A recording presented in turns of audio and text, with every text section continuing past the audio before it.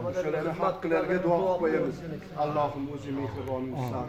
Seni baytingni ko'taraman deb, quraman deb kelib, mana azizlarimiz, katta kichiklarimiz kelib, qo'ldan kelgancha xizmat qilishyapti. Birlari texnikalar bilan, birlari o'zlarining quvvatlari bilan, birlari moddiy, bir xillari ma'naviy bir kuch-quvvat bilan bizga yordam berishyapti. Allohim bulardan hammalaridan rozi bo'lgin. Aytishadi, kim bu dunyoda Allohni uyiga bir g'ish qo'ysa, Xudo taolo unga jannatdan Xudo xolasa hasr qiladi deyishadi. Inshaalloh Allohning sandan umidimiz katta. Bizlarni ham o'shalarga loyiq qilgin.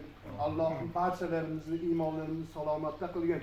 Parvardigoro yegan ichkanlarimizni kuchini o'zingni rozingni qiladigan amallarni qilishga Allohim o'zing nasib ro'zi qilgin.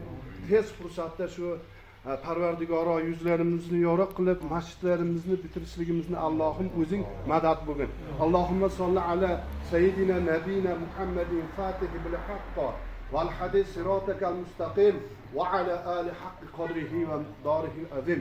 Ehtiyojlarimizni bari Nabiy alayhissalomga durud salovat aytishlik bilan Allohim o'zing ijobat qilib, o'zingdan boshqa muhtoj qilmagin.